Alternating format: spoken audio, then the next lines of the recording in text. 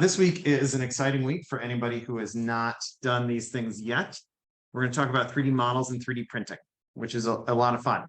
It's a nice, approachable topic as long as we have working 3D printers, and we very likely do. And we'll hopefully have twice as many working printers in just a day or so. So we're going to talk today about 3D modeling, 3D models, and 3D printing. We're not really going to talk about 3D modeling, which is the process of making a thing to 3D print, but instead talk about once you have a thing to 3D print, which is where a lot of people who are getting started start from. You download a thing and then you print it. It's a nice, easy way to go. As we do this, I think that there are many of us in the room that have lots of experience with 3D printing. And 3D printing is definitely a reverse Fight Club topic that you just people always talk about 3D printing when they're into 3D printing. So if you want to join in and partake in this as a conversation, we would love for you to have that conversation with us. Feel free to weigh in, contribute whatever info you've got, because there's a lot. This is another one that it's hard to get down to a reasonable number of slides. And so we'll have everybody contribute as you will.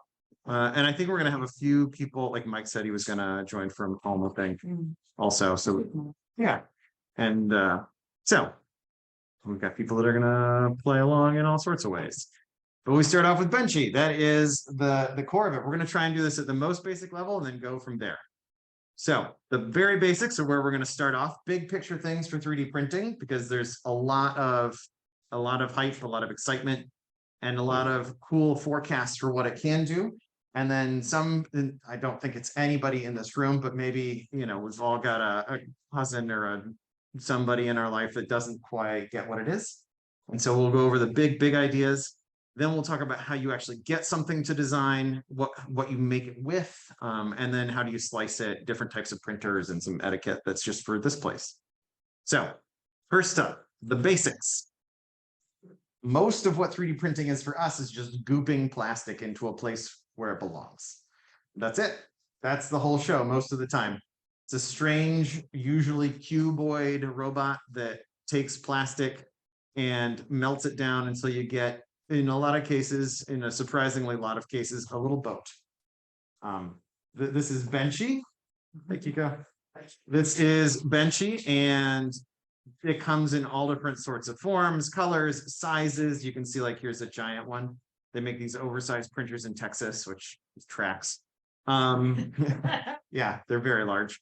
There's all sorts of things that you can make with a 3D printer, and there's all sorts of versions, but mostly they're just all about putting plastic into places where you want it to be. And there's plenty of logistics that go with that.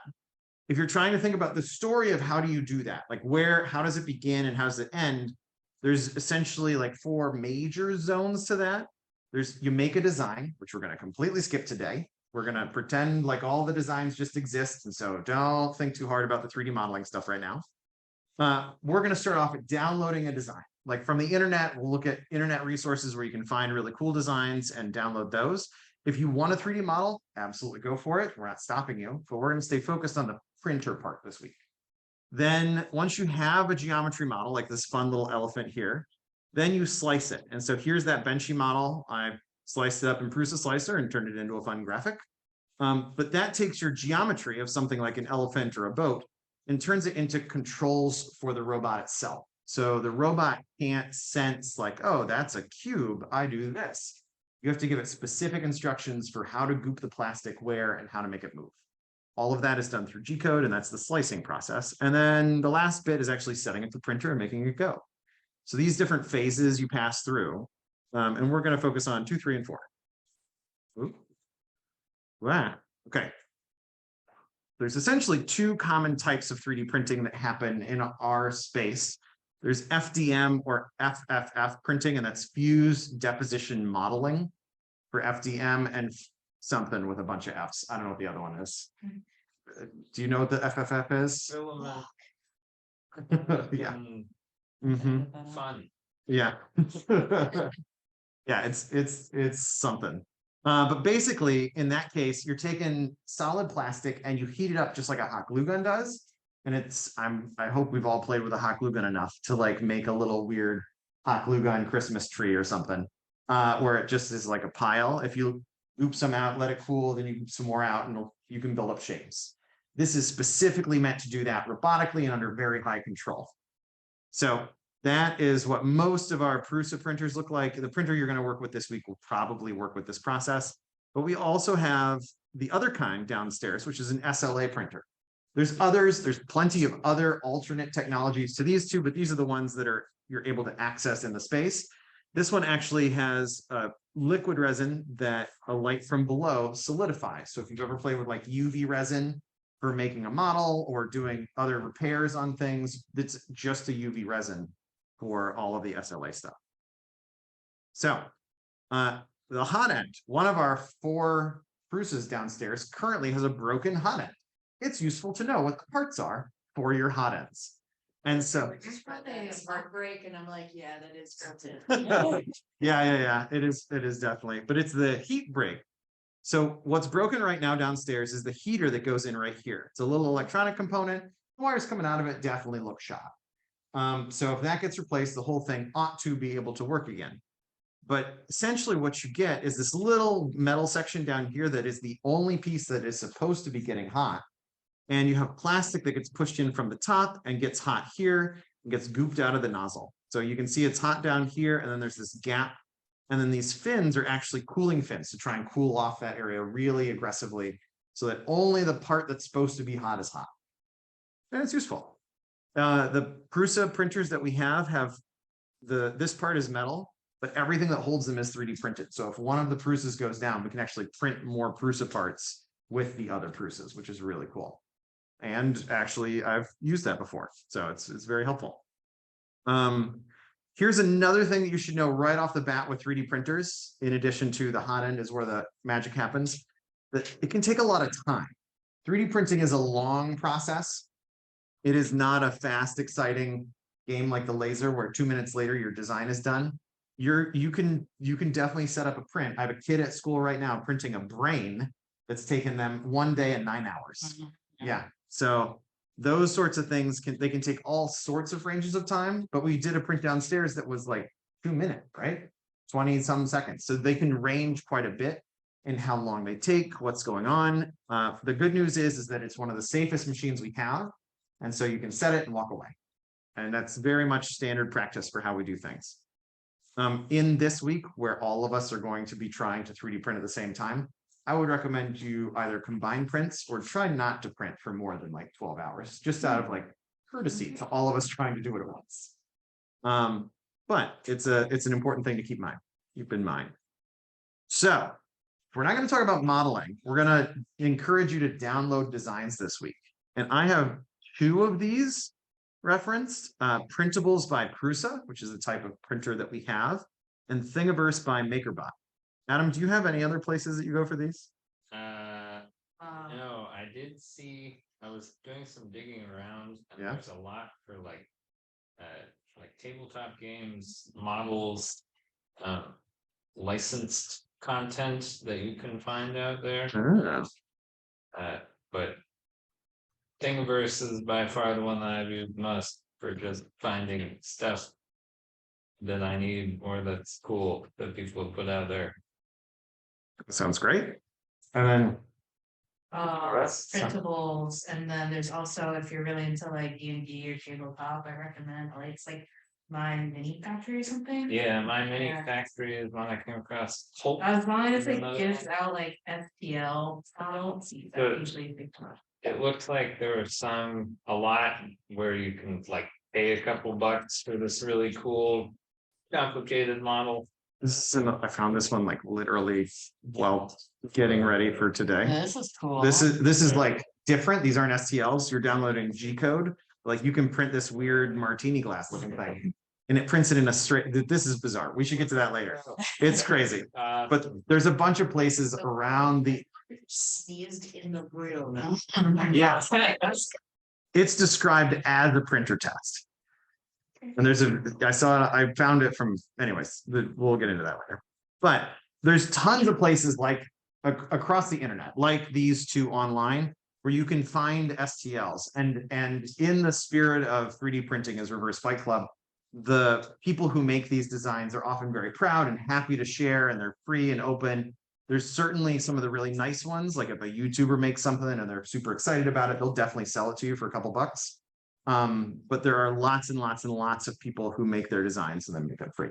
So don't feel like there's any shortage. If you want to get this fun cat art, or there's famously cat armor on Thingiverse, or you want to make ring mail or a spatula for your 3D printer maintenance, or you just love the Mandalorian, any of those things, totally free online. Someone has designed them and they're happy to give them away. I have so many files that I've downloaded in my Google Drive. I'm like, I'm gonna print all of these things. I paid for my first one last summer. Carolyn saw a video of a 3D printable single serving ice cream maker where it spins a mason jar inside your freezer. That was worth the $4. Yeah. Yeah, it was pretty cool.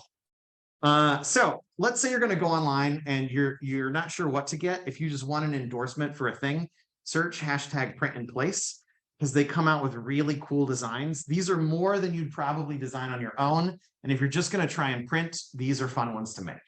The thing that's cool about these is they really showcase one of the strengths of 3D printing as a making process, because these are things that almost always you can't make any other way. Like this octopus. If you would like to enter the messages that I sent you. Oh, The okay. second, I sent you photos for show and tell. Sure. But then if you want to share the video that I just scroll down. Oh, I'm okay. All right, I'm getting there. If you want to share that video. Oh, I do. Let's drag this up here. This is a print I got from Darcy, who some of you may know. I just saw that. Come on, my friend. Just wait. Yeah.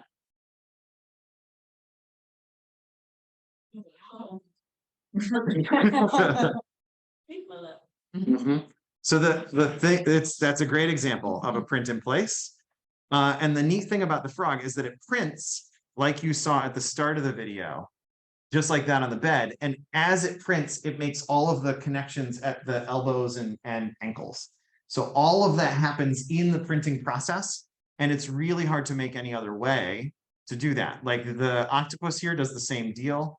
And as you slice it, you can watch those things come together. These bearings, these like little shutter boxes. These are really cool. They take about 2 hours to print on. It's a Prusa test print, but those are little bearing gears that print. And as soon as you pull them off the bed, they move freely, or with a little snap, they turn really nicely. Famously, NASA printed one of these on the space station just to see how it would go. They printed a crescent wrench, and there's lots and lots and lots of great examples. So tons of cool print in place things.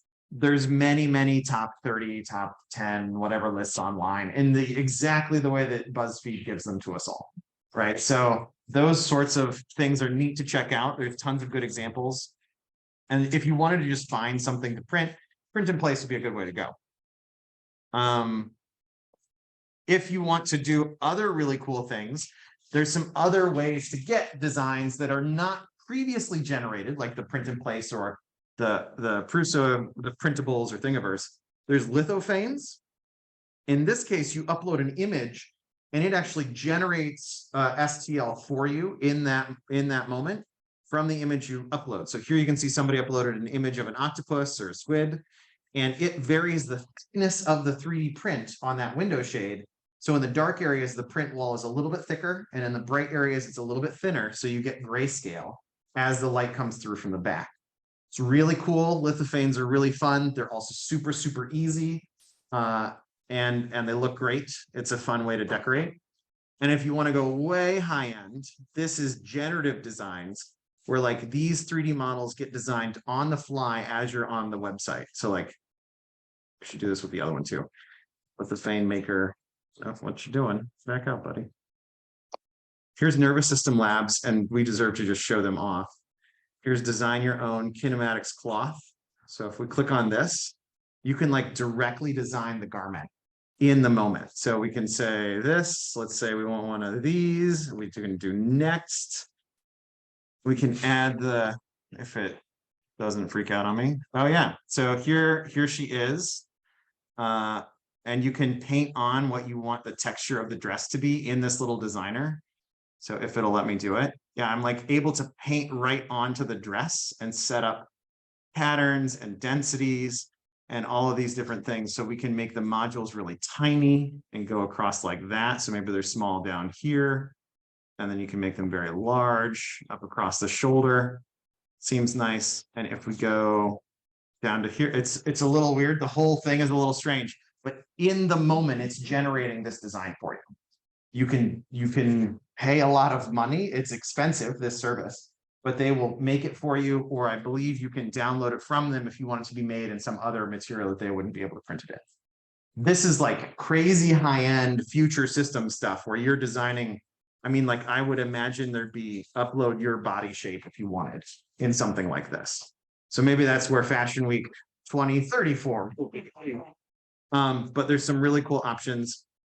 The lithophane maker, I want to make sure we get that one pulled up too, because it's just about as easy, but way more approachable. So you have like the lamp, which is directly where I got that image.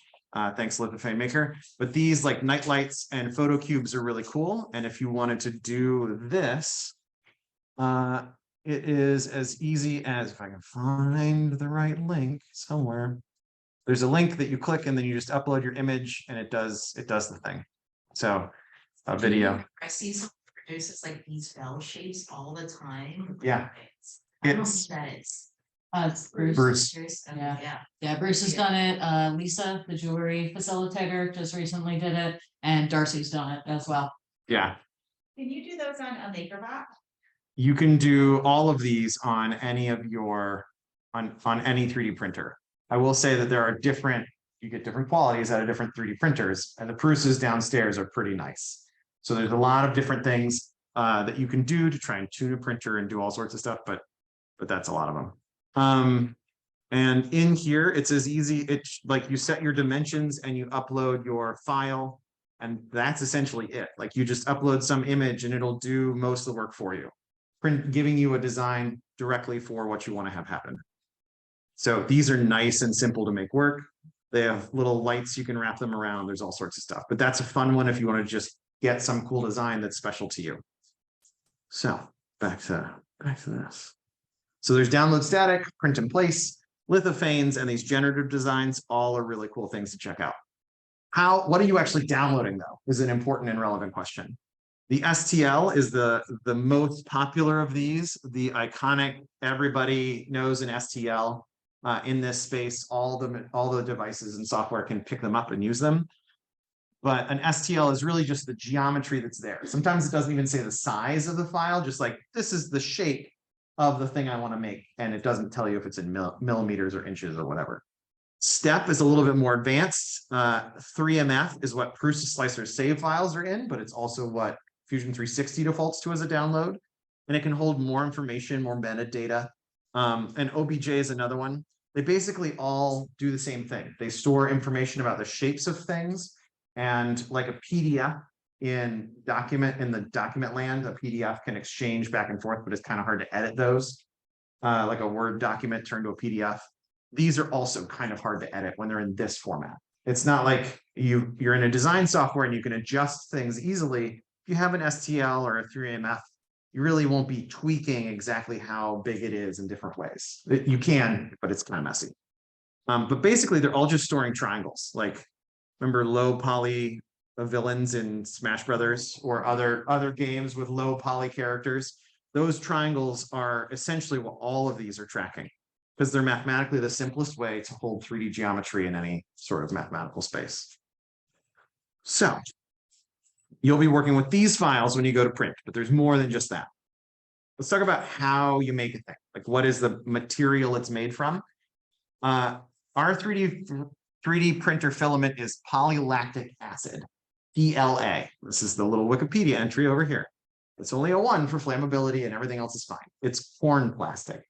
It's just a corn-based plastic, and it's the most common thing. The rolls are $20-ish if you wanted to buy a roll, $30 if you want something extra fancy, like this rainbow filament. But basically, it's a corn-based plastic. It often comes in these large spools like this, and then it gets oozed out into what you want to have. It comes in all kinds of colors, all sorts of weird properties.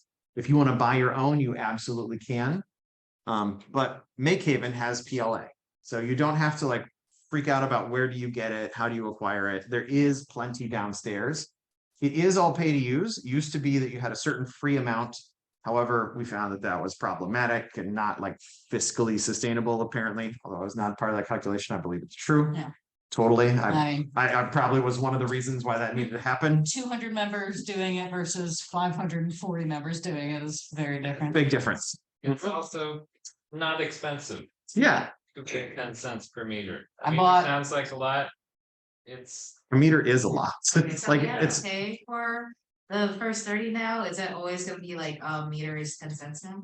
always gonna be meters 10 cents now. Okay. But like there's a lot of prints I've printed that are like would be less than $1. Like Yeah. almost everything I print is less than $1. Also, Yeah. like, I bought, was told like, oh, before, it's like, oh, yeah. That totally was. Then they changed it now. was the everything changed. policy Yeah. and is no longer. yeah, I also It bought needs to be updated. a rainbow roll on Amazon for $20.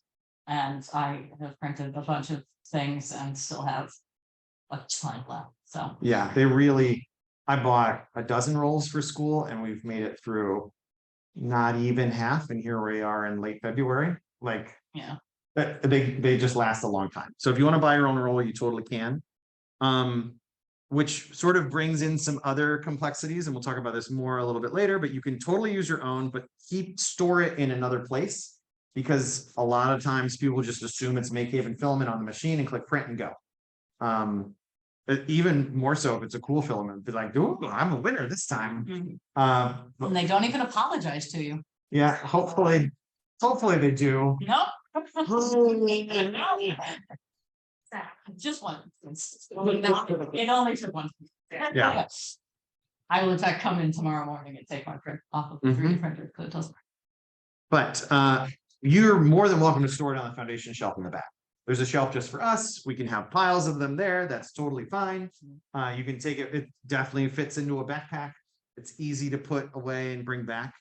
And so there's no problem with doing that. It should be totally fine. Although honestly, just for the sheer sake of not having to manage it, pay the $1. That's what I do. But it's different for everybody. There's also tons and tons of other kinds of filaments that are really neat and accessible. And if you want to print in PETG or you want to print in, there's like a wood filament, there's like brass looking ones, there's all kinds of crazy filaments out there that are really, there's even flexible ones. There's lots and lots of cool options for filament, like many hundreds now. There used to be like a dozen and now there's a lot, like a painful amount. But this is the best one to get started with. The settings are everybody's default. It's the cheapest usually. It's very simple. It behaves predictably. PLA is a good place to get started. But if you want them, there's some that will like dissolve in water. So if you wanted to make a thing that then disappears in warm water, you totally can. That's extra fun if you have dual extruders and then you print your supports in dissolvable and your thing in not dissolvable. And it's a really neat trick. And it's our best argument for getting a dual extruder, but yeah, you know. I want to do multicolor pens. Multicolored, yeah. There's also really cool multicolor options if you slice it carefully and are willing to sit around, where you can have Prusa slicer say, after this much, ding at me and tell me to change the filament. Okay. It's a really nice trick. So let's say, so you have something, you want to switch your colors, you want to do whatever, you're going to need to take your model that you downloaded, whether it's a lithophane, or STL, or whatever, and you're going to need to slice it. Slicing happens in a few steps, and this sort of mimics our story arc from before. You have your 3D model, then you're going to use something like, I'm going to pull up Prusa Slicer right now, if my computer will awaken. And so you'll take your STL and put it into Prusa Slicer, and then that will spit out G-code, and G-code is what you'll actually feed to the 3D printer. G-code is a term you're going to hear a lot. A machine like a 3D printer or a CNC, they all move around in 3-dimensional space following G-code commands. And so that's just like instructions on how the machine should move. Fun fact about G code, the G stands for Gerber, which is the brand of the big router in the wood shop. Yeah. Gerber code. Okay, I'm slowly getting here. Okay, so this is Prusa Slicer. This is the 3D slicing software that we're going to recommend and that most of you will probably use. It works great with our Prusa printers, and everything works out nicely. When you get this and download it the first time, there'll be a configuration wizard. And if you want to don't install, the configuration wizard will pop up and it'll ask you what kind of printer you want. And you'll just tell it, like, I want one of the two that we have. They're the two like most prominent top left ones when it happens. Well, this is really, oh, here we go. The Prusa Slicer configuration wizard. You hit next. We have a mini downstairs with a 0.4 nozzle, and we have the i3 MKS with a 0.4 nozzle. So you check those two, you hit finish, and you're done. That's it. That's the whole setup for Prusa Slicer.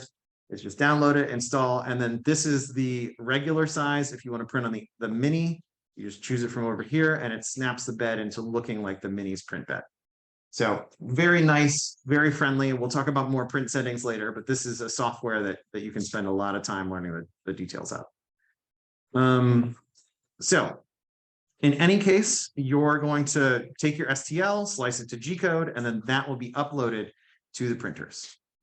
Prusa Slicer has lots and lots of tutorials. You should play around with it a bunch. The 3D Benchy is in there. We can look at it more in a bit if you want.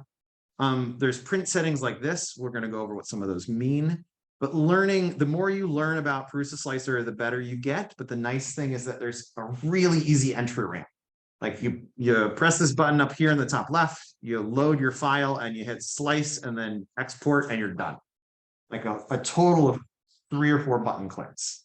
And that's a really nice entry point that you don't have to think about it too much. But if you want to get way deep into the weeds and manipulate what's going on at every little feature and facet, you totally can. So the way that we actually print things here is different than I do at school. At school, they're very concerned about the network security, as they should be with a whole bunch of teenagers. But here, since we expect people to be a bit more mature and responsible, we use a wireless interface for the printers. And so like here, I'm logging into Octoprint 1, and this is giving me a direct web interface to see live through my laptop how that printer's doing, what it's up to. Filament tracking is not possible. This has got a print on it that's 93% done and it's currently printing. If I want to go look at it, or if I want to upload some other files, I totally can. And so, yeah, look at that, 31 hours. Print time left, 2 hours on that print. It's impressive. Check it out when you go downstairs. Let's see, if I go to layer, I'm gonna not mess with that because they're actively printing, and so I'm just gonna let it be. I could go to 7, you can click around. Yeah. Print. I mean, don't back it up. I will try to not mess it up. You're on 6 or 7? 6. Yeah, 7 was the one that we were just playing with. Yeah. All right, so let's go look at Octave at 6. So it's as easy as switching in. This one has a password, but it's just MakeHaven.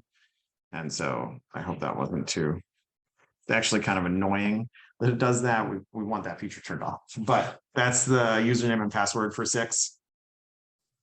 You can't access that unless you're here. So Octopi, like, that's fine to say that out loud in the YouTube video, because you need to be physically on premises to get to these websites. You can't check them from home. It's the way that it works. Go away. And so, but you can from for the, you're right, for the Formlabs, yeah, name's lost. The Formlabs you can access from home, and the Markforged maybe. I don't know. I've seen one happen on there, but in here you can take a look at all sorts of things about your prints. Like, I'm able to live see the temperature. If she wasn't actively printing, we could do it. It is possible to have webcams attached, and people have at different times done that to our printers. But it's tricky business.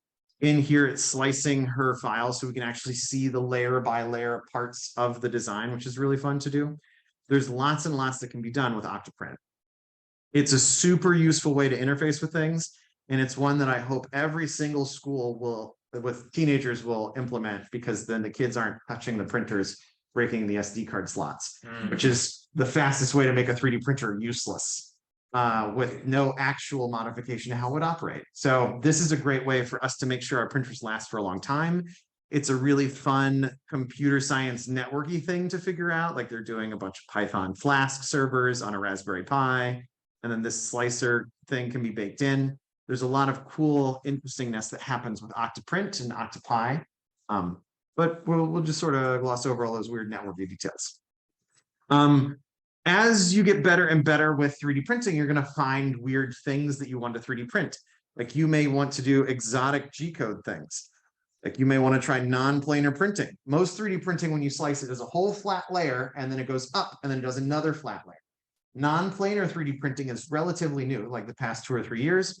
I just did my first ever non-planar 3D print downstairs today, and it prints in not flat layers. So this airplane wing, you can see there's a curve to it.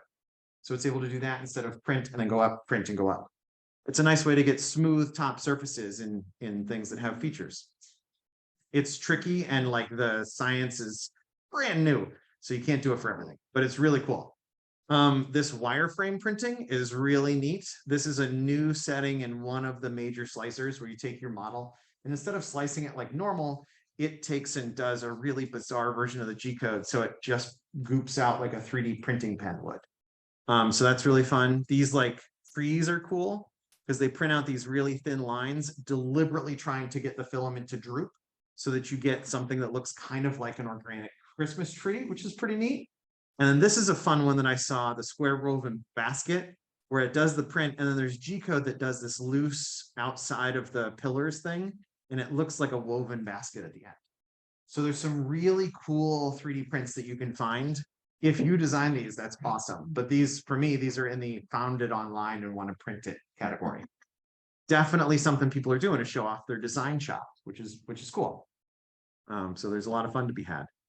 But let's say you're 3D printing. Like, what are the decisions that you're going to need to make about your 3D print and how it's going to work? First up might be the infill. Infill, there's a couple decisions that you need to think about. The infill pattern that you might want to use: linear, hexagonal, micro, canstar, or cat fill, or other fills down here. Those are all different types of infill you could use. If you stare at this long enough, you'll see the cats. And down here, your fill density is another one that you'll think about. 0%, completely hollow, 5%, 10%. I would never print more than like 70, even if I want a really strong thing. It just doesn't, you're like now trying to push in filament everywhere, and it's actually kind of hard on the hot end. But in here, you've got all sorts of different types. Sometimes there's good reason to pick one over the other. But it's pretty rare. A lot of the time, the strength from your prints comes from the outside. We'll talk about that in a second. But the infill is just sort of the way you fill it in. The reason why I choose them is I really like the gyroid, which isn't even shown. There's a gyroid setting that I just think is cool. It looks neat. But then there's lots of other ones that are fun. This like rectilinear one or grid, they're the fastest because the printer just goes in a straight direction. And that's it. So like you can choose them to optimize the time of your print, the strength, the way that stresses are handled. If you need things to flow through them, if it's going to be a boat and you don't want it to be able to completely retain water, you may want to choose one that has internal voids so that it could be drained in any orientation. There's a lot of different choices you might make around 3D printing infill, but just knowing that there are options inside a Prusa slicer can be helpful. Next up, another term that you might run into with a 3D print is perimeters and layers. And so these are going to give you options that look like this. So your perimeter are these outside edges to your 3D print. So if this is a cup, we're looking at the wall of the cup. The default, I think, is 2. We can go up to 3, 4, 5 things. So this is like a cup with no infill. And you can choose your perimeters. That's really where the strength comes from for most prints.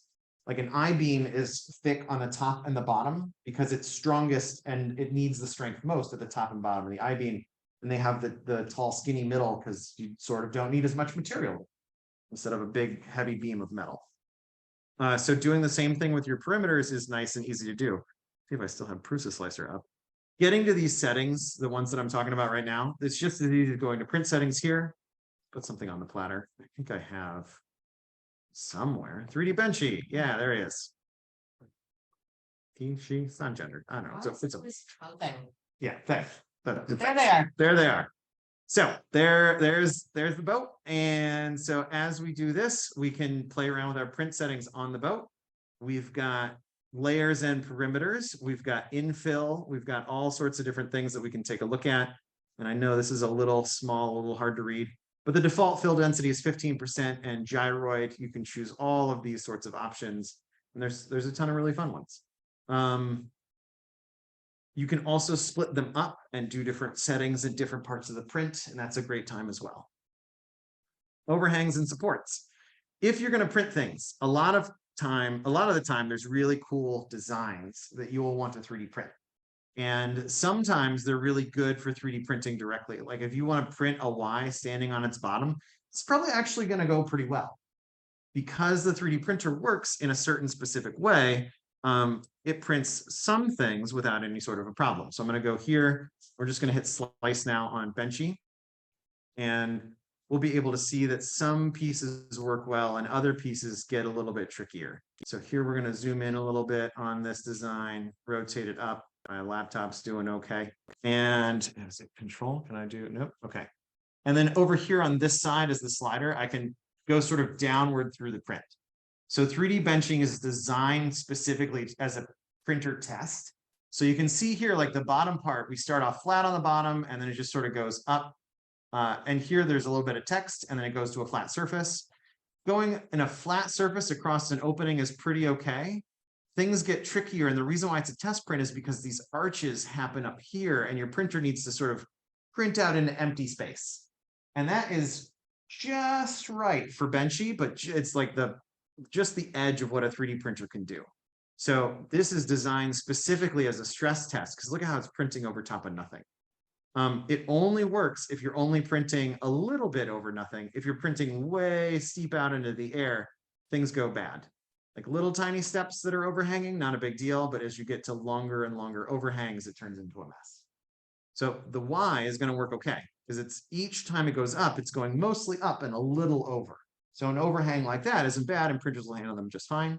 Bridges, it's sort of a 50-50. If it's a really big bridge, you might need supports. And that means you're printing material that you intend to break away later so that it has something to print the center of the H on. That is probably on a well-tuned Prusa. You may or may not need a support in the bar of an H, but you're always going to need them on these overhanging parts of a T, because as the printer is going up and doing the T, the next thing it's going to do is try and print out this whole layer. It did on these, and without anything beneath them, you get this weird nonsense that happens. So printing a support puts something there, this like weird accordion style material that is easy to break away, and it just acts as a surface for the bottom of that T shape to sit on while it prints upwards.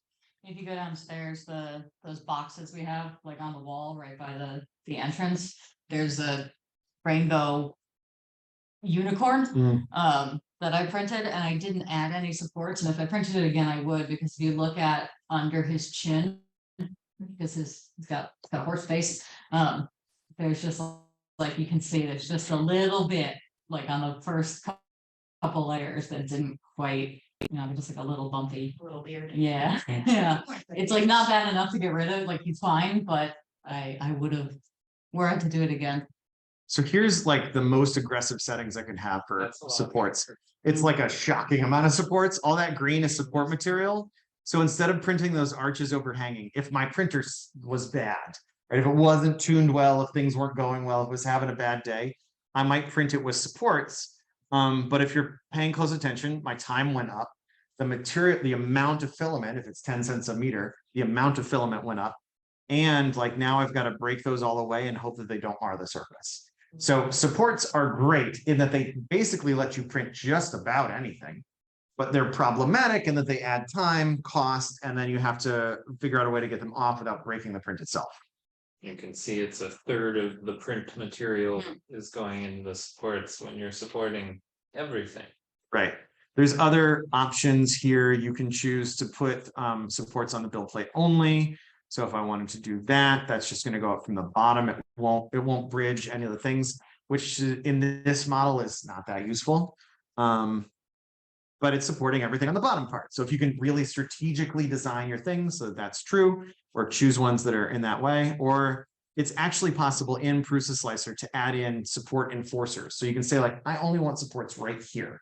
So you can put specific places where supports happen and really get fine-tuned control with all that. If you want to go in the expert mode over here on the printing. If you go simple mode, you basically get those 4 options and that's it. So that's totally fine. For a lot of things, it'll work well. There's lots and lots of designs out there online to download that will say they're designed to be printed without supports or to be printed with supports, and they give you some guidance in a lot of cases. So you'll get advice on what to do. So there's also good if you get to designing. There's plenty. No, that's not the link I wanted it to be. That's the link to this photo.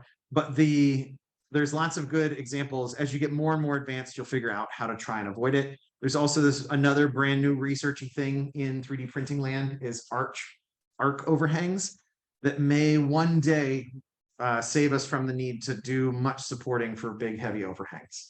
There's different tricks people are always trying to figure out with 3D printing to get it better and better. So this is maybe one day we won't need supports anymore, but who knows? Another thing that's a common setting is a raft, a skirt, or a brim. And they're these 3 things. The skirt is a default option in Prusa Slicer. So when you have a 3D print, it'll print this weird little ring around it. And I think that's functionally just so that you clean the nozzle a touch because it happens first. And then also so you know you're not going to run off the edge of the bed, you won't hit things. Yeah, you know, it's a low investment to like see that things are going well. A brim is there so that it holds to the print bed better. And sometimes for long prints, the outside edge of a print will curl up from the print bed if it's just there for a day and 9 hours. And if that's the case, you may want the sacrificial brim to be what curls up on the edges instead of your like design doing it. So it can guard against some defects that you get from just long-term printing. And it's still pretty low investment. You're only adding 1 layer of material. A raft, however, is the most complete solution to any of these problems, where you take your print bed and you just print a whole raft on top of it, and then your print sits on top of that raft. It also keeps you from having the print bed texture. If you don't like that, some people love it, some people hate it. It's definitely an opinion thing. But if you print on a raft, it takes a lot more filament, it takes a lot more time. They actually print especially slowly, rafts do. But they give you very good, consistent results if your print bed kind of sucks. So it's a good way to think about it. If you want to know more, Simplify 3D has tons and tons of examples. It's another company that makes a slicer, like a competitor to Prusa Slicer, but theirs is a paid software. Like you have to pay for it. It's very good. I've actually used it a bunch. I first learned how to slice with Simplify 3D. However, Prusa Slicer has gotten great over the past couple of years, so I don't think it's worth buying it. It's like several $100s for the license. But you know, they do good work and they have a ton of information out there. So let's say you're printing a thing, right? You've made decisions about infill, perimeters, skirts, brims, whatever you want to do, and then something goes wrong. Oh no! This is pretty common. So don't freak out right away. There's lots and lots of guides out there, and Simplify 3D to the rescue again. But here are all the things that could go wrong and how do you fix them? So there's lots of good guides out there. This is just one that's all in one spot. So it's really helpful. But even just having a name for the different types of errors that you're seeing, like Sean was printing a thing and he had an under extrusion error, which I would say is one of these gaps in there, or stops extruding mid print, or if you're having layer separations. Different types of print errors can happen and you can see them come through in all different ways. It's a really great guide that has way more than I could show. And so there's just thumbnails. So you can here's layer shifting or overheating. You can scroll through these and see which one's your problem and how do you fix it. Like there's all kinds of stuff that happens to these. Here's poor bridging. If you have a Prusas are really good at bridging most of the time. But you can get to all that. A big one that people might care about is dimensional accuracy. Does the thing I make, is it going to fit? Is it accurate? There's all sorts of things that you can look at. Even poor surfaces above supports. That's the unicorn's chin. Ah, there you go. So there's all kinds of instructions that you can play around with and all kinds of guides to work with it. There are, however, some really fun named errors that printers can make. And so here's Mr. Meeseeks doing his thing. There's stringing or hairs, and it looks like that's what got Mr. Meeseeks, where it's got like weird things coming off of the print. That's sort of it's a retraction error. So your printer that goops out plastic, when it goes to span a gap that it's not supposed to be printing in, it's supposed to suck in a little filament. And if it doesn't do that well, it'll leave these weird strings hanging out on the side. Spaghetti error is particularly fun and chaotic. I like pasta party. Oh, pasta party's good. That's a good name. It's usually those happen because your print got knocked off the print bed early and then it has no idea. And so it just keeps printing into the middle of nowhere. Sort of imagine the print without supports, but like there's not even a print there to start with. Extruder blobs can be very frustrating. Those usually happen by dirty nozzles at the start of a print where your filament comes out and it doesn't stick to the bed, it sticks to the nozzle itself. I call those golf ball errors because when you finally get them off and you like hit them against any solid surface, they sound exactly like a golf ball. Like almost like creepy, exactly like a golf ball. Layer shifts are another one. We've definitely struggled with that a little bit here. They happen for a whole host of reasons. Where like you're printing along, everything's going fine, and then all of a sudden it just shifts a little bit to the left.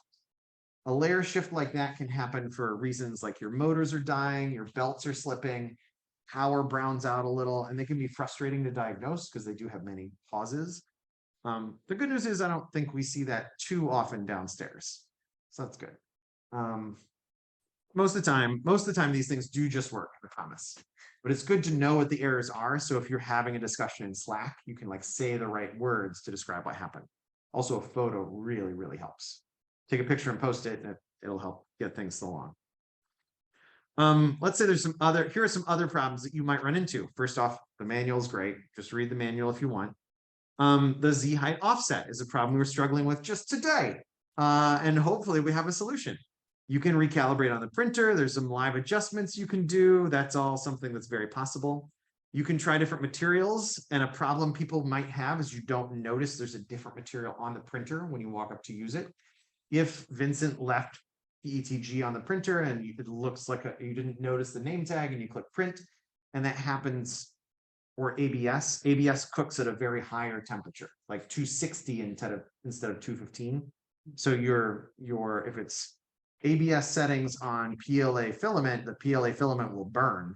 And if it's PLA filament settings on ABS plastic, the ABS won't even melt. So like keeping track of what filament is being used is important. There's lots of cool options, like a flexible phone case is a fun one to print. And wood for this, I don't know why the elephant is printed in wood, but you know, whatever. These different material settings are a thing that you can accidentally run into. So keep track of that. Another one is the messy bed. If you run into a problem like your thing won't stick, it's probably that it just needs cleaned with soap and water. Another thing that's important is that it used to be good advice to stick glue or like hairspray onto a print bed. We don't do any of that anymore. We've gotten, the printing technology has advanced. You don't need to do it except on the Markforged. So don't, yeah, on the Markforged. People still do? Don't stop them. Just like smack the glue out of their hand. I'm not hitting myself. Gonna put the glue sticks that are next to all the proofs. Oh yeah, we should get rid. Well, they're supposed to be there for the Markforged. There's one next to every proof set. I think it's a sign that says don't use glue sticks. Yeah, we should do that. We should do Yeah. that. Adam Randall is very adamant about it. Yeah. Mhm. And like ultimately it's fine. It just means that you have to clean between each print. And it's like I don't know. It's more of a convenience of life thing. If they start beeping at you, there's a reason. It's a very loud buzzer in all the Pruses. They're programmed. It probably means you ran out of filament. You just need to change it. Or you can even program those in to say like, I finished the blue section. Now I want to switch to red, and it'll prompt you to change filament. And then a jam or a clog. These can be pretty frustrating and may even involve complete reconstruction of the hot end.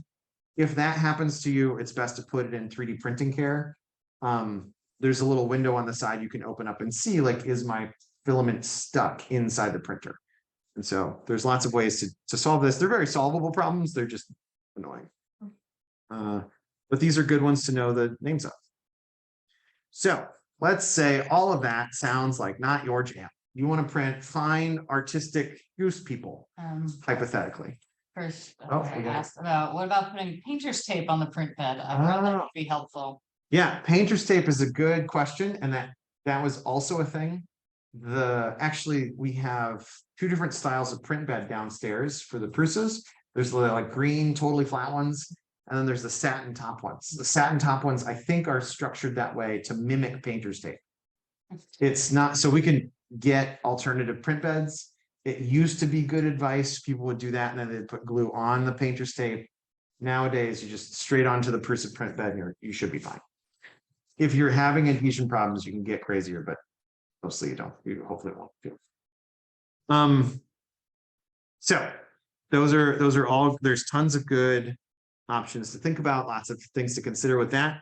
Alternate printers, we've got the Formlabs. This is the fun one for printing all sorts of, Julia, you use that one a lot, right? I mean, if you use it somewhat, yes, it's very nice. It is. And you're not fishing little like Napoleon men out of there. That's true. Thanks, Karen.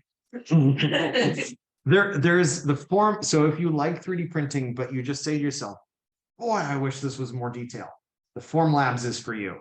It gets to like bonkers level detail. 5 microns or something. Yeah. Or less. Like hard to understand detail. These were first designed and marketed directly towards dentists, so they could do full recreations of teeth and be put into mouths. Like there's an entire dental line from Formlabs. And so these are resin printers. They use a liquid as their start. That's a liquid tank behind it, this black thing here.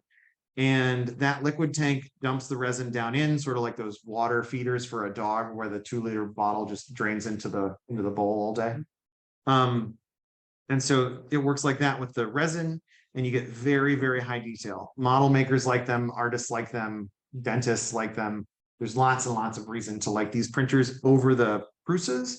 However, they cost more to run. The materials that they're touching are slightly toxic. I would not put one in a public school for that reason. Like you need to be conscious of what you're dealing with. You've got a lot of chemical things that you're handling. There's UV lights involved, and it's yeah, totally. It's very learnable and doable, and the payoff is almost always worth it for a person who's interested. However, I would say that like do the Prusa first. It would be my suggestion, even if it's just once, because this is basically the same thing, just in a slightly different version with a different kind of goal almost. And then the Markforged is another one that's really cool. This one is also different software stack, also slightly more expensive. And it's really good at exceptionally rigid parts.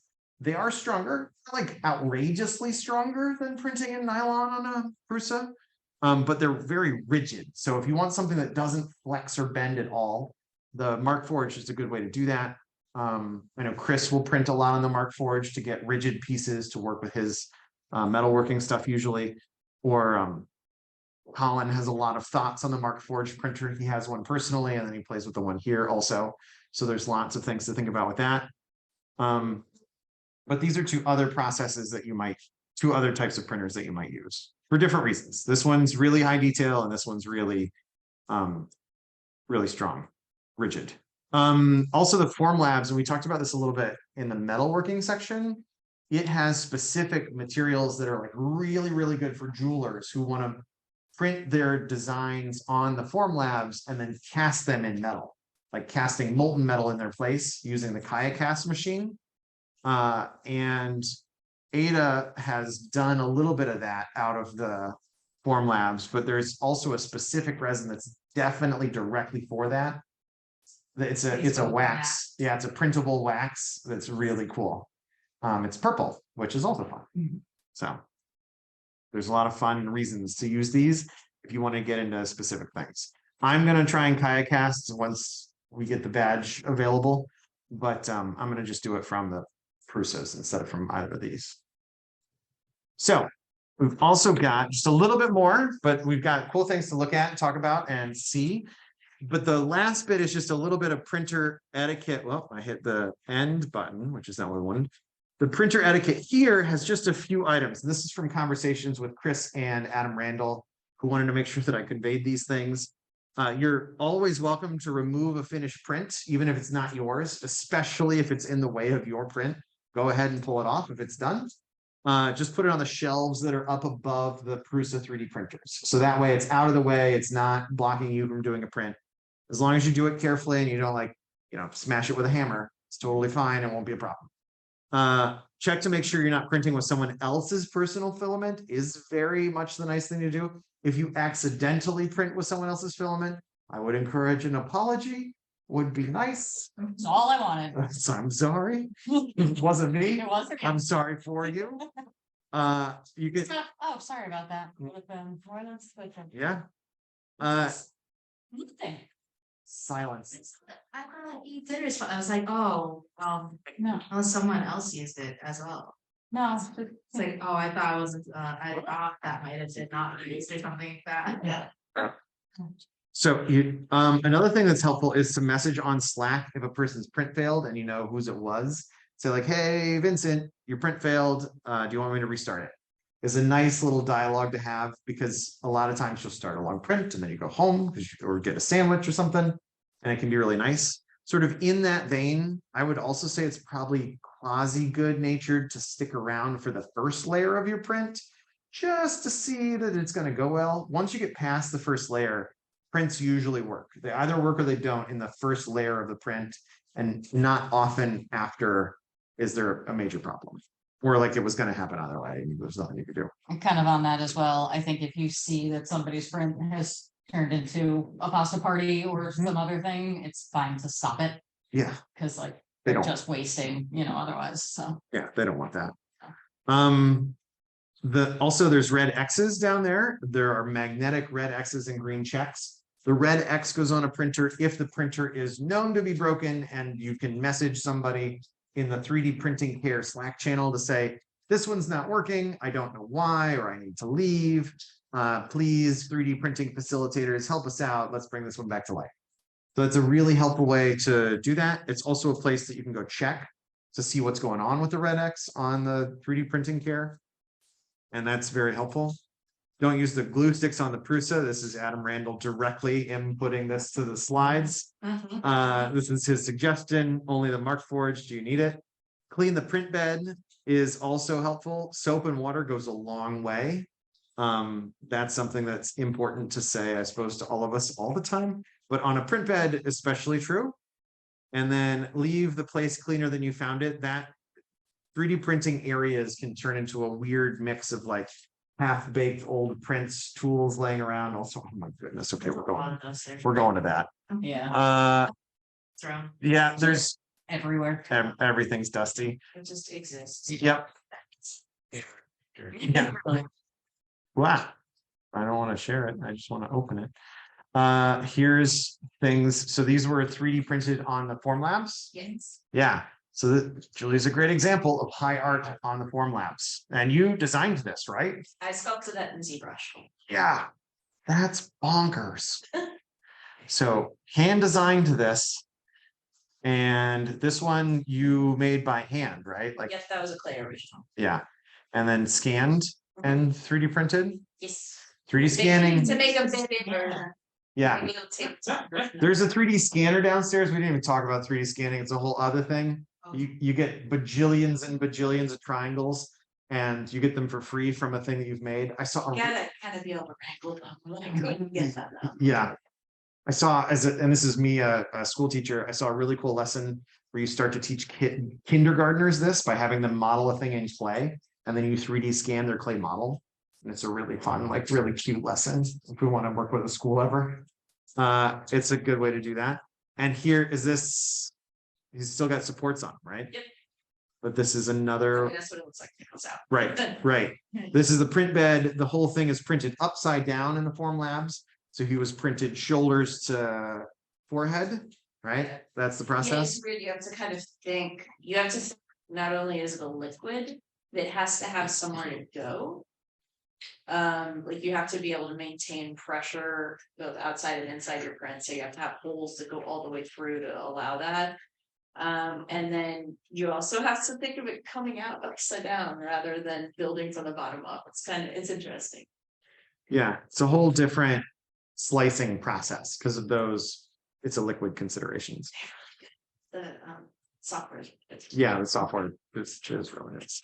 This was, how did this, oh, this is the same one. I just can't Yeah, see I the like. actually wasn't very, like, I have a new scanner now that's the higher res, so I'm gonna redo this just to see if I can get all the little details, cause you can see how smoothed out it became. Yeah. The Yeah. other one originated as a digital file, so it was more crisp. Not this one, that was just on my hand. Yeah, this This one. one here, and then that one on the left was done, that was cast into plastic using a mold.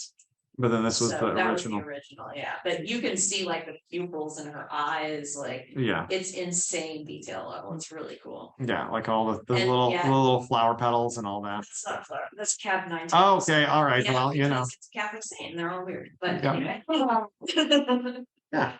It's flowers. So, Mhm. you know, I was going a different direction on that one. Whatever.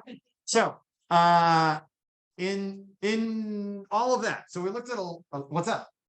For empty schools, do those just go into recycling? Yeah, they do. There's even like some companies that are very conscious about how you can reuse those, but it's in the recycling. We in fact have there's a big cardboard box, if you're looking at the 3D printing area on the left, where just throw any garbage PLA, so there's a company that will take it and recycle it. Like all the garbage we made when we were working on the printer before, that's what, I wasn't just throwing it on the ground, I was throwing it into the cardboard box that was over there. Do they just recycle it or something? They recycle it and then yeah, you get like a roll or something, I don't know. This the before, details. but like, is it possible to make the recycle the PLA yourself? Yes, a member named Bobby made a machine to do that. Bobby has since moved away with the machine. Huh. Oh, I know, there's this, but it's possible. It is, there's actually a thing down in the space. I think there's a little red box mounted on the wall with like a translucent. That's what that is. It doesn't work. It's just fun looking now. I don't think it works super well. You can talk to JR about it. I think he knows more, but I think that's what its job was. So Oh, there was a comment that they use. Oh, yeah. Alcohol to clean the print bed. That's true. An option now. yeah, it is a good way to clean it off. It'll get lots of goopy things off, especially isopropyl is nice, different solubility properties than water. So we talked about the basics, downloading designs, your filaments that should all start with PLA for all of us. Then the 3D slicing process a bit, alternate printers, and some of our etiquette. So we covered a lot of things. So what should you do? This is always the question. Like, what's the follow-up? And so Adam has some good advice. I love that that's the image of JR. Like, He's yeah. what preferring to make? That is the one. That's the one. I will buy. Yes. Yeah. Every bathroom. Oh, Bathroom. absolutely. All right. Such a delight. Yeah. So I'll be here on Tuesday from 6:30 to 9:30. Adam is here on Sunday afternoons, and then Michael Lurch is by appointment.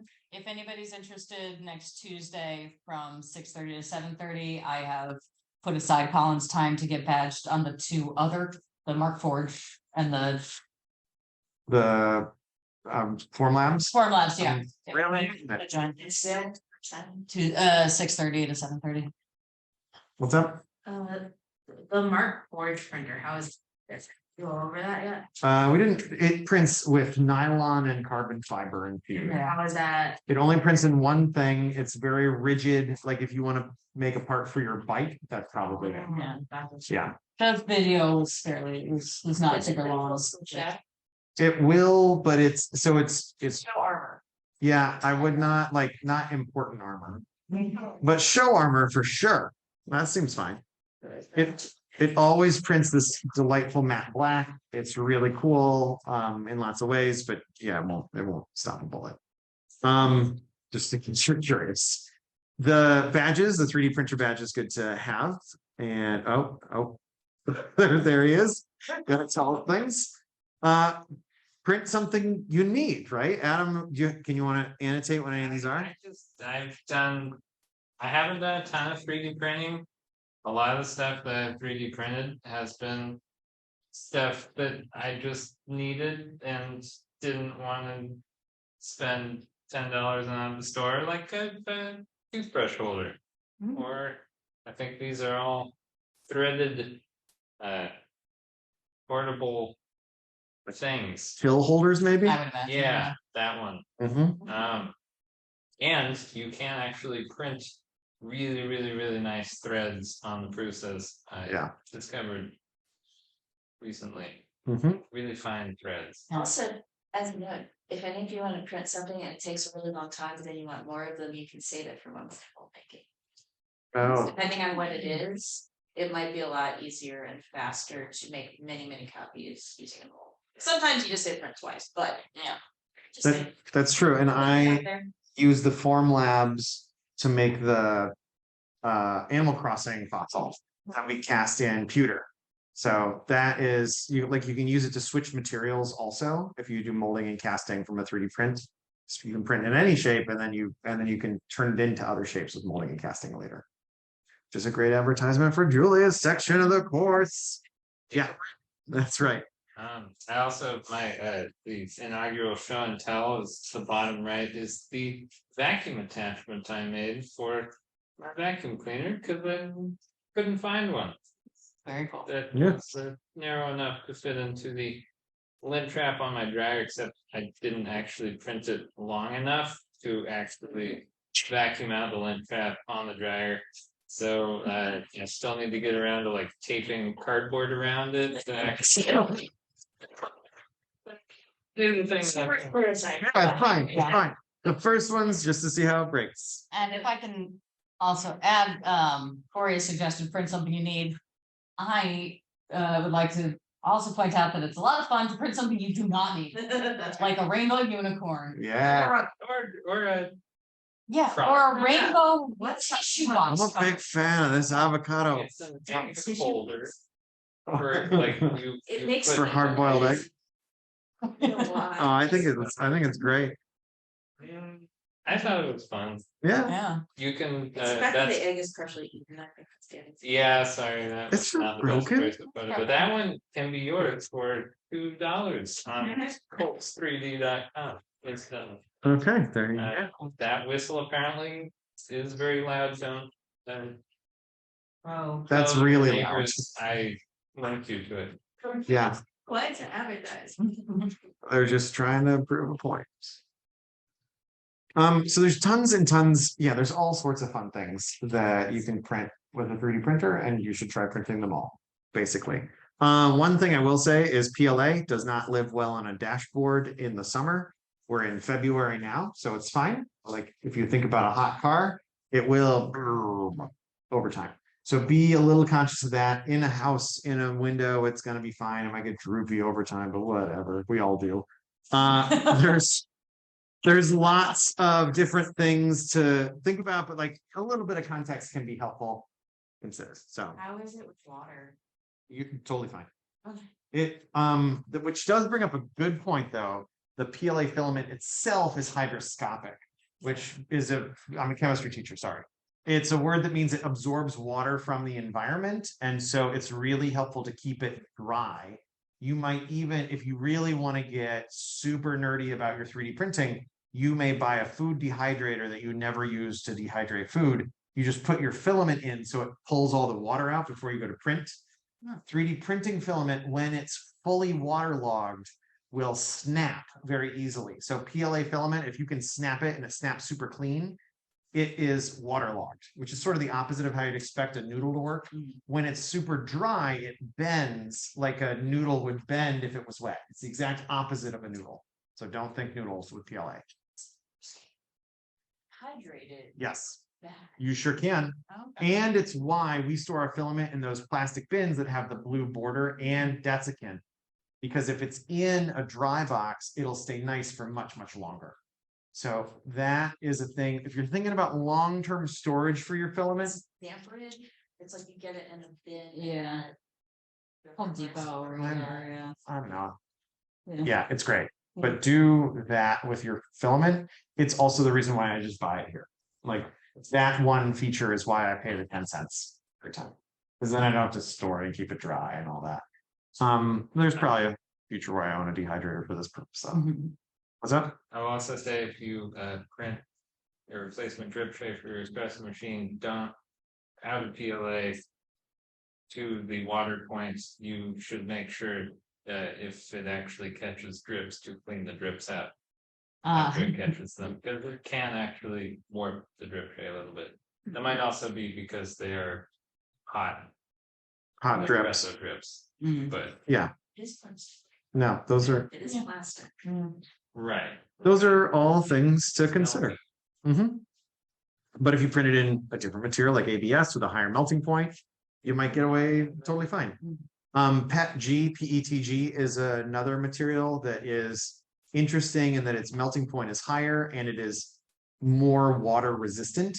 So if you wanted to print a tiny boat to save a life in, you could probably do that in PETG. The Prusas prefer it, like all of the 3D printed parts on a Prusa are made in PETG because it's a little tougher. It's a little and tougher, like it'll bend and like hold together a bit more than PLA does. ABS is probably the strongest material if you're really looking for that. Like you can play around with all kinds of materials to get different stuff. What's up? The frog out of PLA and you left on your dashboard would It would be a droopy mess. Yeah, it would be sad. He's already in my bathroom. Yeah. Yeah, he didn't live there. That was just his ride home. Mhm. The but thinking about like what you'd want to pick, if you look at the different material, and this I want to pick this every time. Whatever you want to pick to print, you can think about materials and all those things, but your first one's just like give yourself the latitude, pick something dumb, do it in PLA, it'll be a great time. How much is the technology to get the printer, like the unprintable printer parts? Oh, like how much does it cost to buy the parts you can't print on a Prusa? Yeah. To buy a Prusa kit is $800, Okay, cool. and that's with the 3D printable parts. But you can go to Prusa if you go to printables, Prusa parts, printable parts for original Prusa. There you go. You can just straight up download them for whatever style printer you want. And you can just say, this is the one that I want to get. And they have instructions on what infill you should use, that you should use PETG. Here's your layer height, infill 20% grid. This is pretty normal for a lot of designs where they'll give you print settings that you should work with. The STL files are here. And so Is the kit everything except for printed parts? the kit will come with printed parts. By far the cheapest part of the whole thing. Yeah. You can pay 1,000 to get it assembled or 800 to get it unassembled. And it's fun. I was able to, I got down to a time of 4 hours to assemble one, which is good. It's like IKEA furniture. It is just like, except way more. But they give you gummy bears to make it palatable. They do. It's in Czech. Yeah, from the Czech Republic. So the gummy bears with Czech labeling. It's pretty fun. People can, but we don't. Okay. Yeah. What's up? Well, I was gonna ask, PLA is basically corn syrup. That's true. Why can't we print our gummy bears? Crunchy gummy bears? I'm not into it. What if we Can make 3D printed fun. Doritos? Oh, that's about the same anyways, so it's fine. Yeah. I love Doritos. Totally natural. No love lost. Mhm. That gyroid pill looks like a There's- pleasing technique. There's a comment that ABS Oh. gives off toxic residue. So do Doritos. Yeah. ABS is not encouraged in the space, we should say. It's what Legos are made of, but it does give off slightly toxic gases. Some people will really become, especially if you're doing this constantly in the place where you live, people will say that PLA smells like syrup or like waffles sometimes, and ABS gives off a little bit of a noxious smell. I have never noticed it from ABS, and I've printed a fair amount in ABS. I'm probably just not sensitive to it, but some people it's really a thing. It's generally a little frowned upon in the space, but not. I don't think it's I don't believe it's a hard, like we don't use that material rule. I don't know. I don't think it is. But I could be wrong, and maybe someone will correct us in the chat or the rules or something to the video comments later. But in general, well, that's the game plan. All right, we are at 8:17. It is time for show and tell. What's anybody else has got something else they want to add about 3D printing? No? Oh, yeah. I just had a question. Is it common to use some sort of sealant spray for sort of better protect your print from heat damage or? Oh, Yeah, yeah, there's a bunch of processes for yeah, finishing prints. that's true. Post-processing is not always the most common, but it is really nice. So the thing you can do, the best way to post-process any 3D print is to avoid it Yeah. at every turn that you possibly can. Just FYI, So if you want smooth, use the Formlabs, right? if you want smooth, use the Formlabs. If you're doing something that is it doesn't have a lot of detail, it has to be preserved. You can do pretty well with an SLA or sorry, FDM with the Cruces. But it's still a lot of work, like nothing shows up nice and pretty Yeah, off of an FDM printer, it just doesn't. And Right. so some combination of, like an epoxy coat or, automotive primer and sanding and more priming and frying and things like that, that's like how you get like a really smooth surface. So just keep that in mind. If you're doing something and you're like, I want this to look really, really finished, you need to be thinking about it from the beginning. Yeah. Or crying. right, Tears are salty and slightly acidic. Yes, yeah. Surface. right. It's when you get to very advanced in the 3D printing, you're going to ask and answer a lot of these questions. Like I know that maybe it was in a past life, somebody said, PETG, you could anneal in an oven afterwards. So like the layers sort of like melt back together just enough that they become more solid. That's probably a fever dream more than a real fact. But there's a ton of different materials and they all have weird properties. So it's good to think about all of them if you really want to get crazy with it. Pincher, you actually need to quench and then that's the tempering. Oh, yeah, that could be. The wood filament you can stain, which is pretty cool. It's like sawdust in essentially wood glue that you're printing out, but wood glue that's kind of PLA.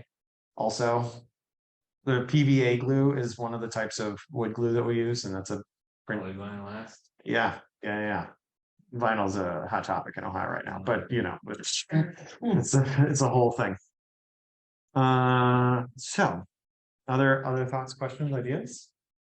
As a show and tell time. Did anybody 3D printing? There's some. I mean, I'm in the midst of it. Yeah. It didn't work out. Yeah. That's the bottom to work with stuff. What's on screen is actually 3D printed currently running. At this moment. Oh. But it is an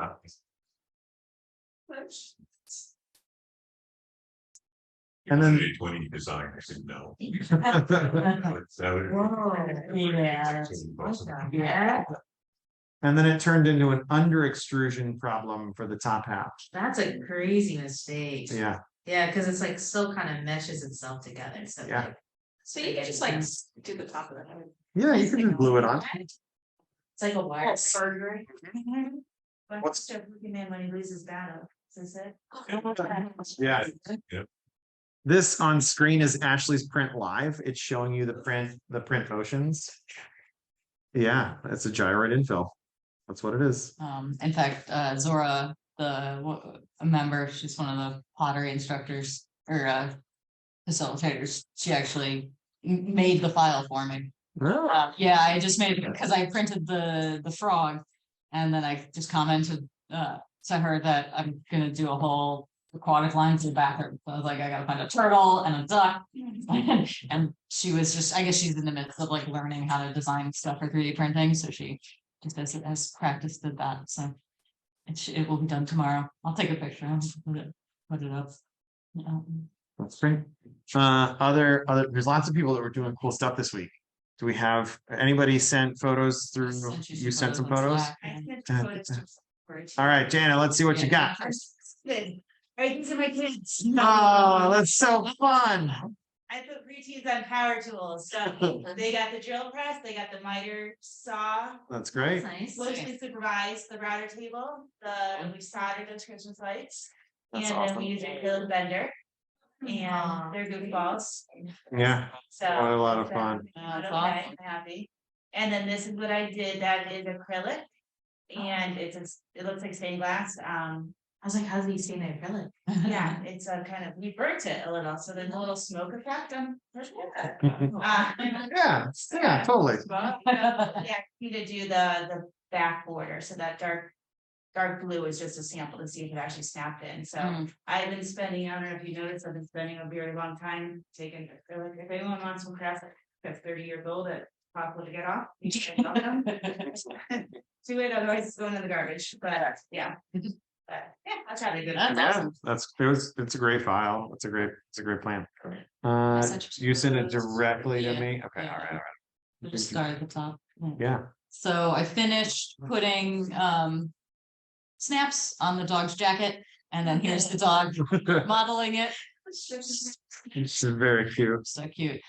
I took this earlier. This is print that is going right now. So this was so my mom bought this and then realized that it's a picture frame that just didn't have any insets in the back for photos. It's like there's, you know, you can like, you know, you drop the glass in, and there was none of that. So on the router table, and then with some chisels, I put in insets for it. And then I found some garbage mat board over by the laser cutters. So I cut out mat board, and then on Tuesday, I'm gonna get some glass, cut the glass in the water jet, and then buy those little Oh, we have a gun. the little spinny bits. We have a gun that'll put it in permanently. Point shooters. Point shooters. Yeah, that's what I meant.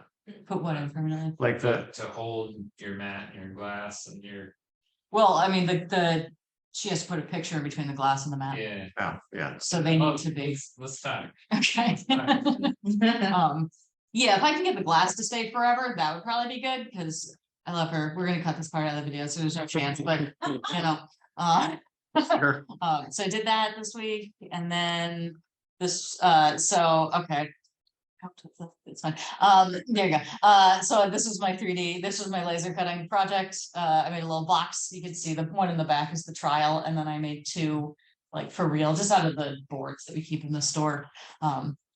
And then that's it open, and then if you go to the next one, that's it closed. And so it was off of that website. Festi.info Yeah, slash it'll- boxes.py. Yeah, I just yeah, that one, nobody. Catchy name. Yeah, but yeah, so I've got one at home, and I gave one to Corey, and then the other one is actually in the display boxes down by the front door, if anybody wants to play with it. It's Yeah. it fits really well. It's kind of, It's to see how well those come out. yeah, it's impressive. And then, Is that it? yeah, I think Yeah, that's that was it. Cool. That's enough. All right. Sounds great. You're still printing, Still printing. and I'll be back in the morning. anybody else got cool things that you did? Man, I made a bunch of boxes. It's not very exciting. Bunch of boxes. Ooh, Making cut out page 9.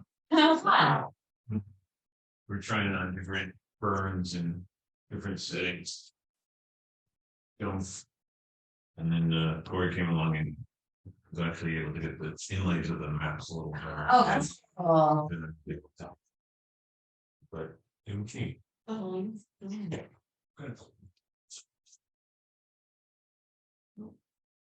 yeah, and it really, what it boils, you had everything like dialed in, the shapes were good, you got them some snazzy maps. All it is like learning the quirks of Inkscape that really makes it go more smoothly. So like, how do you break apart a vector? How do you put them back together? And that's just practice is how that comes through. Sort of like playing the nerdiest piano, just like finding what the keys all do and how they work together in concert. So that's what it's good about. I don't think the front got it. They won't hear it. Yeah. Somewhere, we should talk about schedule things. Nobody else, everybody who wants to share should share. While we're still passing around, I'm mostly focused on things from. I don't know if it's worth it. No, yeah, It's just in the Slack channel. I forgot there's the picture thing. no, we can totally do that. I just really like the burn. Let's go down to It's here. cool. Here's your, So many boxes. Oh, yeah, that was one set of 3. Wow. Had to be done, yeah. There's at least 2 dicks in there. At minimum. These are goose people, right? Yes, yes. Well, swans, technically. Swans. Whatever, yes, yes. There's a head. Three figures. There's a head up here. Each one was 8 pieces. Oh, man. That is the 1/2 of the molds. This is when the rubber covered it to the second part. Oh, cool. First part is laid up in clay, which I didn't post. Hmm. I guess I could, but it's, so that's what I was doing 3D, or I was doing laser cutting to make those boxes. So you can save on the amount of silicone you need. Because they're super precise, and I could tell, I use this technique to know exactly how much material I needed. Mm. Because fun fact with 3D printed parts, it will tell you the volume of your part, which is what you need to calculate. You take your mold box minus the volume of the part, and so the volume of the mold box minus the part is the amount of material you need to fill it to make the mold itself. And so there's always this like, how much do I need? It's really hard to figure it out. And this let me do an Excel sheet that just calculated it. And I had like 16, I went through like 2 full barrels of rubber, and I had like 16 ounces of rubber left at the end. I That's was awesome. really close. That's I was great. sort of sweating bullets at the end, but it didn't turn out fine. Nice. That's great. Yeah. So, you know, like there's actual math reasons to do stuff like this. And this is very satisfying, okay? Yes. It's nice. Yeah. Yeah, and then you can see in the backgrounds the figure that is being gradually assembled. Mm. Like Okay. parts socketing in. There's the yeah. wings and the head. Okay. Like, Not my work, just putting that out there. It's someone else's. You're just duplicating. it's making- I am prototype. I'm making the prototype for production. That's what this is. Ah, So okay. it's gonna be an art edition. And what's the material? The cast, well, those are printed. Those are 3D printed But and what will you like pour in for the final? the ones in the back is a mineral filled epoxy, casting epoxy, which I would absolutely not use again because it was too thick. Ah, For this, so it'll be in a plastic, a resin, 2-part resin. I have How much hoisted does that this part off on cost? someone else. I think that my client got, well, okay, the materials were about, the rubber itself was maybe $1,400 for all of them, because it was like 2 full 5-gallon, like this is a lot. This is a lot of rubber because there were 3 more sets, or 3 sets total. For a total, like, you know, 24 months, yeah. And then all of the time and crying on my part, so like, you know, the client still got a really great deal. But it's almost done, right? It is, it's Oh, like, that's- all I Congratulations. have to do is assemble the master cast. And Really go good. to this one. Nice. There you go. Yeah, so, but. All right, that's fair. Yeah. Anybody else want to share? I can scroll up to photos. Does anybody get badges on stuff? I got the laser touch and then I made a mistake. That's. Yeah. What do you call it? Like, well, I was overcompensating for the current. Perfect. For burning. Okay. Yeah. Yeah. So I was just like, oh, my box joints don't fit at all. And yeah. Yeah. Yeah, It just makes every day. it's tough to get it right on the first try, and then you do a bunch of them and it gets better over time. Yeah, festi.info/boxes.py is really good at using 3mm plywood, and if you're going to use that material, you just trust it. You don't have to worry about anything else. If it's something else, then the details get fuzzy. Yeah. Here's what I did over the course of the week. This is Robot Bartender nozzle. So I want to make these into brass tubes. So all of silicone tubing where liquor will actually be pumped will come through and go right into this nozzle opening that would go into a glass. So I was working on that this week, trying to get the first of the bends to happen. This is sort of a midway state where they were sort of bent.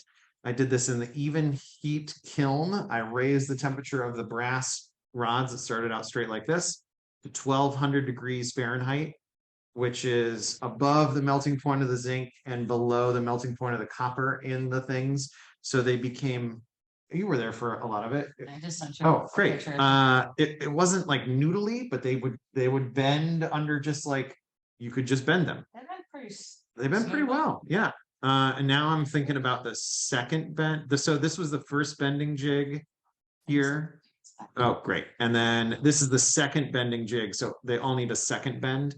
These at the end here, and that's what this bending jig is. And you can see I designed its shape from here to Fusion to Inkscape to Carbide Create. We're gonna make another Shikoku next bending jig. But you How long did it take to heat it that? so 10 minutes, Oh, really? not even. Yeah, it was What temperature?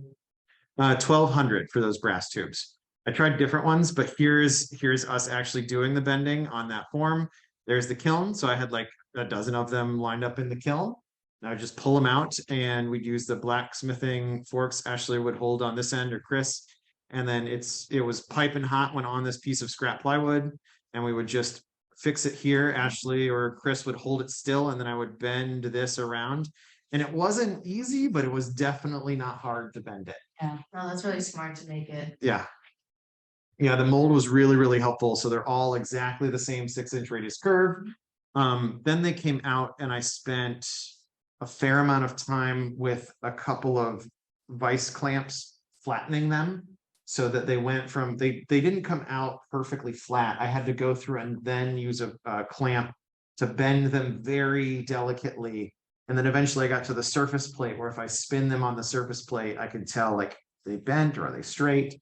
And so now Chris assures me that they're straight to within 20 thou of like flat across the surface, which is bonkers that I have a big 6-inch curve and they're very straight in the other dimension.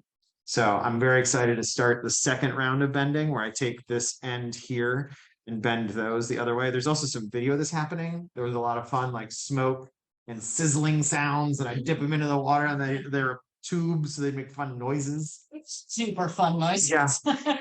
It was a great time. Yeah. So the second bends, I don't know if I'm going to hot bend them on the induction forge, which is the induction forge with the coil, or if I'm going to just try and cold bend them, because I think they'll do fine either way.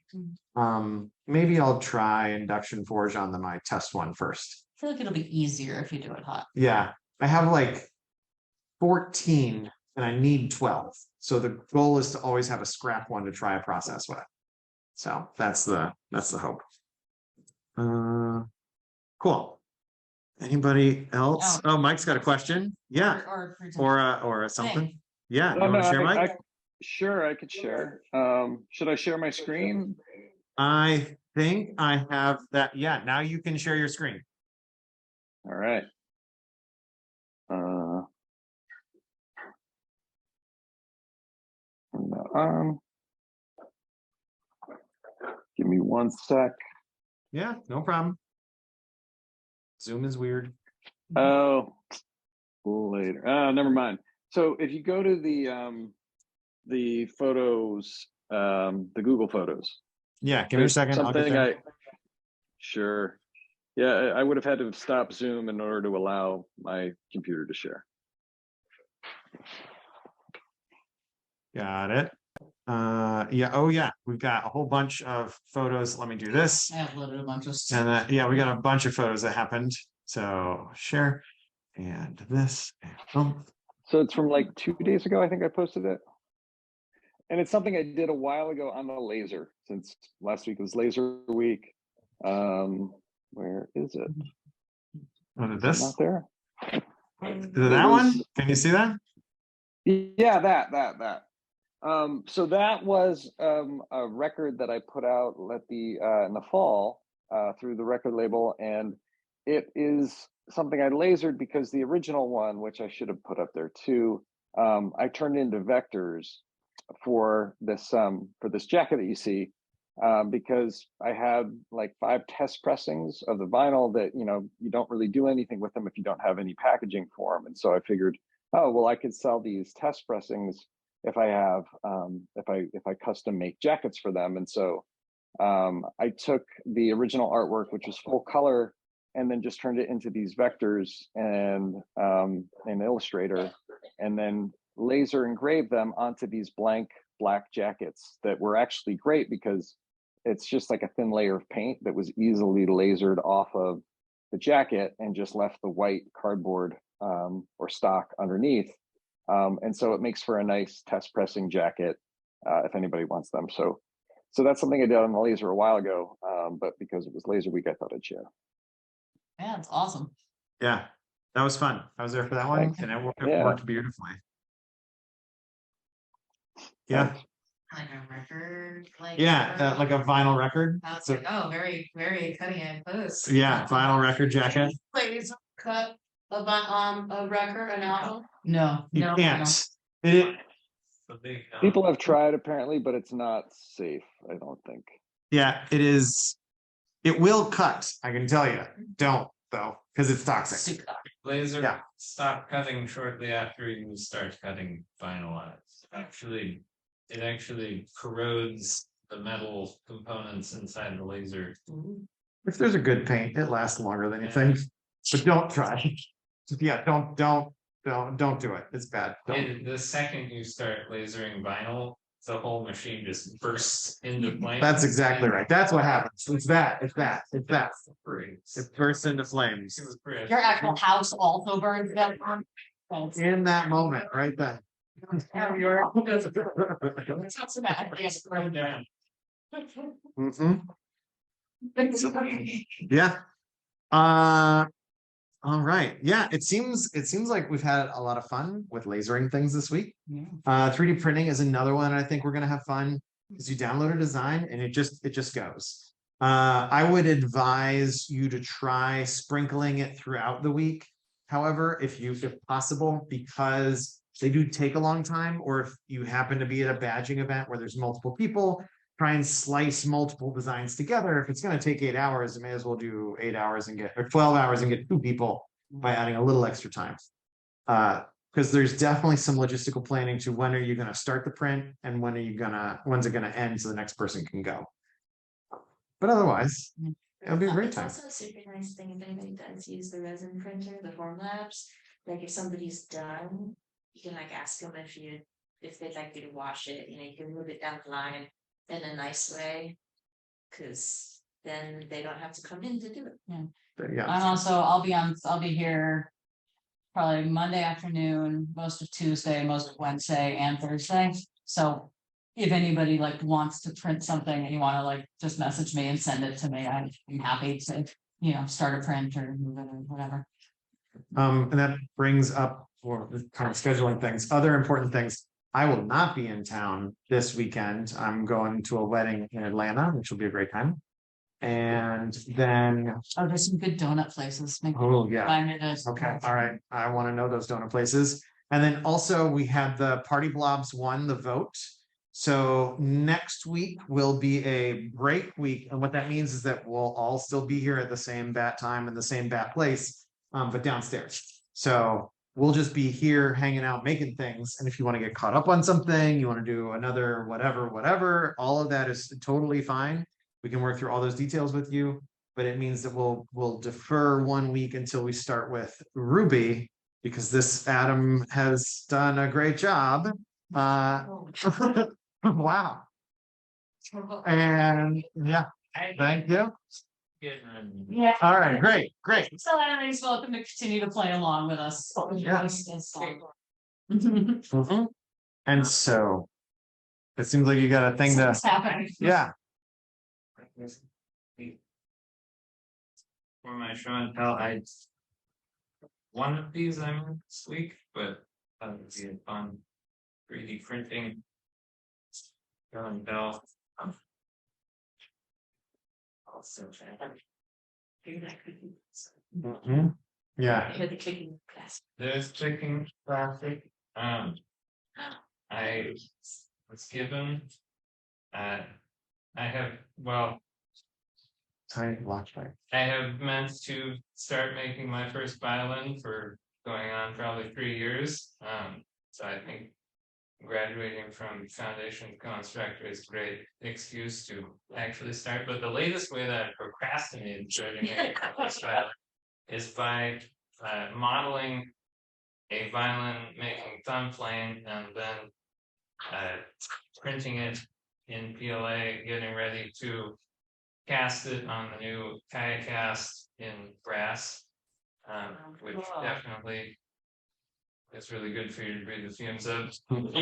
Yeah, maybe copper. Something that's being figured out. I will be investing in a respirator, but I did 2 different sizes and a couple different print settings. So I will pass these around, and they're a excellent example.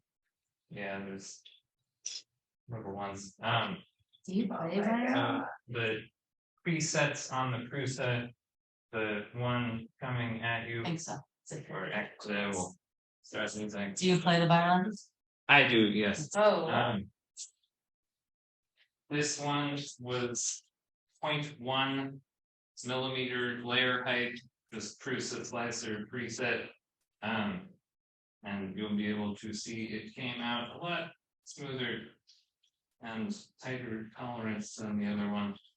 And the thread is an MH 1 millimeter pitch, which is pretty fine thread, and it came out beautifully. That's so cool. I never So thought if anyone wants to make It's like right on the edge of what thread it can. Yeah. on the Prusa's, I feel like I do well. Have to find something. that one. A tiny plant for cutting tiny bits of wood. It's very good. There's like a loop beer in Rutgers Square. Was There's a loop beer at Rutgers Square. Heaven something. Heaven something. Violin, Kevin, violin, yeah. Well, there's a luthier named Kevin Chapin. Yeah. Is he not at Rutgers Square anymore? He used to be a director. Oh, Yeah, okay. he's had his own place just by Thank you. like by Fox on. Maybe, yeah, I saw him as like an open studio. What is this place? Yeah, no. He has his own place now. He also his hobby is playing fife in a fife and drum corps, and his house is painted American flag colors and has a original 13 colonies flag hanging outside. All right. Your Wow. Kevin Chapin fun facts for the extent. All right. We all need to know Yeah. that kind of person. Standard French Yeah, house. that's the olives. Yeah. Oh, there's a lot of that by Everybody knows 5'4" guy. I'm gonna guess that I've known many vice core people. That's now I guess. That's what gaming gets you. Yeah. They become harder to avoid certain skills. Yeah. Yeah, definitely. I just discovered hardcore and I want to kill myself. So that's reasonable. That's reasonable. Yeah. You know, he's like stuck a smile. All right. So Okay. should we stop the recording? All right, all my friends. We'll see you soon. Bye. Bye. Bye. See ya. See everybody. See ya.